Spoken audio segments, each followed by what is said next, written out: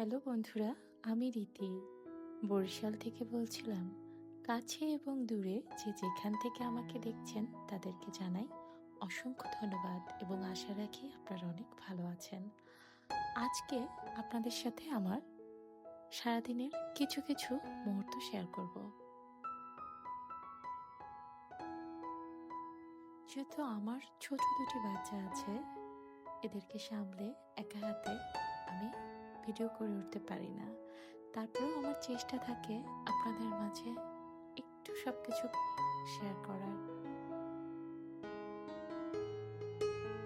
আজকে অনেক সকালবেলা ঘুম থেকে উঠে ঠাকুর ঘরের কাজটা সেরে নিয়েছি।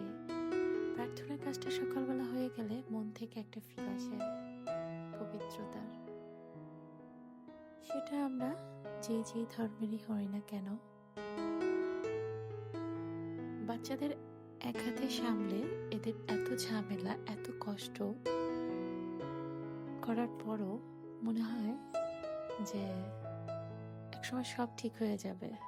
তারপরেও আমরা মায়েরা অনেক শান্তি পাই যে বাচ্চারা যখন বড় হয়ে যাবে, দুরন্ত তখন আপনি কত মিস করবেন যে এই দুষ্টামিগুলো এই কষ্টগুলো। তখন তো ওরা অনেক বড় হয়ে যাবে, তখন ঘর এলোমেলো হবে না, খাওয়ার কষ্ট হবে না, এই ধরো এটা করলো সেটা করলো। এটা আমরা তখন একটা সময় আসলে আমরা মা কি বাবা যেই হই না কেন, আমরা সন্তানদের জন্য সবকিছুই করতে পারি।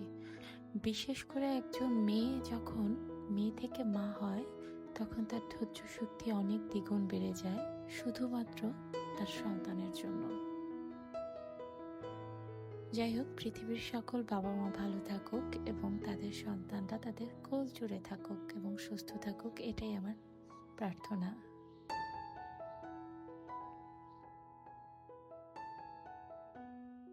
এই মাঝে বলে রাখি, যদি আমার চ্যানেলটি আপনাদের ভালো লেগে থাকে তাহলে অবশ্যই আমার চ্যানেলটি সাবস্ক্রাইব করে আমার পাশে থাকবেন। আর যদি আপনি আমার পরিবারে নতুন হয়ে থাকেন তাহলে আপনাকে অসংখ্য ধন্যবাদ এবং আমার চ্যানেলটি সাবস্ক্রাইব করে আমার পাশে থাকবেন। আর যদি কোনো ভিডিওর কোনো অংশ ভালো লেগে থাকে তাহলে লাইক বা কমেন্ট করতে ভুলবেন না।